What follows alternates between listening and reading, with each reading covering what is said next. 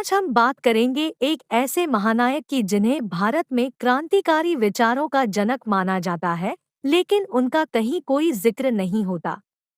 वो थे विपिन चंद्र पाल। आज़ादी का अमृतकाल मना रहे देश में आज अगर उनका जिक्र ना हो तो ये उनके योगदान के प्रति अन्याय होगा। क्रांतिकारी विचारधारा को पल्लवित करने वाले इस स्वतंत्रता सेनानी का जन्म 7 नवंबर 2858 को सिलहेट जिले के पोइली गांव में हुआ था, जो इस वक्त बांग्लादेश में स्थित है। एक समृद्ध परिवार से संबंध होने के चलते उनकी शिक्षा दीक्षा उच्च कोटि की हुई। उस समय के प्रचलन के अनुसार उनकी शुरुआती शिक्षा फारसी में हुई तथा उच्च शिक्षा के लिए उन्होंने कोलकाता के प्रेसिडेंसी कॉलेज में प्रवेश लिया, परंतु कुछ कारणोंवश शिक्षा को बीच में छोड़कर उन्होंने कोलकाता के एक स्कूल में हेडमास्टरी कर ली। उसके बाद उन्होंने कोलकाता के सार्वजनिक पुस्तकालय में लाइब्रेरियन के रूप में भी काम किया। उसी दौरान वे शिवनाथ शास्त्री, एस.एन. बनर्जी और वी.के. गोस्वामी जैसे अनेक राजनीतिक नेताओं के सानिध्य में आए, जिसके परिणाम स्वरूप उन्होंने शिक्षण कार्य छोड़कर राजनीति में आने का फैसला लिया। वे लाला लाजपत राय, बाल गंगाधर तिलक तथा महर्षि अरविंद के दर्शन, कार्य तथा आध्यात्मिक विचारों से बेहद प्रभावित थे। उन्हीं का अनुसरण करते हुए उन्होंने भी अपना जीवन स्वतंत्रता संग्राम के महायज्ञ में अर्पित करने का निर्णय लिया। बौद्धिक और वैचारिक क्षमता के धनी विपिन चंद्र पाल भारतीय स्वतंत्रता संग्राम में क्रांतिकारी विचारों के जनक के रूप में जाने जाते हैं।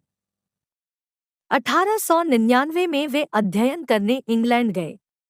एक वर्ष बाद भारत वापस आकर स्थानीय भारतीयों के बीच में स्वराज के विचार की भावना का प्रचार किया तथा भारतीय स्वतंत्रता आंदोलन की रूपरेखा तैयार की। बिपिन चंद्र पाल बहुत ही स्पष्टवादी थे। जिस विचार से सहमत न होते थे, उसे तुरंत स्पष्ट कर देते थे। ब्रिटिश सरकार के प्रति गांधी जी के रवैये से असहमत होने पर वे गांधी जी की आलोचना करने से भी नहीं चुके। वे ऐसे प्रथम व्यक्ति थे जिन्होंने गांधी या गांधीपंथ की आलोचना करने का साहस किया। उन्होंने गांधी जी को तार्किक की बजाय जादुई विचारों वाला कहकर उनकी आलोचना की। 1920 में स्वेच्छा से उन्होंने राजनीति से संन्यास ले लिया, परंतु वे आजीवन राष्ट्रीय समस्याओं पर अपने विचार व्यक्त करते रहे।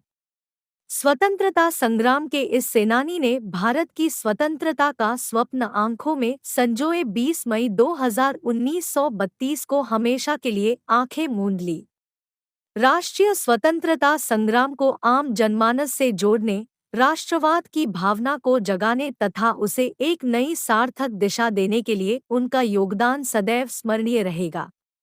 वर्तमान समय में वैश्विक स्तर पर फैली कोरोना महामारी के परिणामतः जो आर्थिक परिस्थितियां उत्पन्न हुई हैं, उनके चलते आज देश को एक बार फिर से विपिन चंद्र पाल के दिए हुए स्वदेशी तथा स्वावलंबी बनने के विचार को अपनाने की जरूरत है।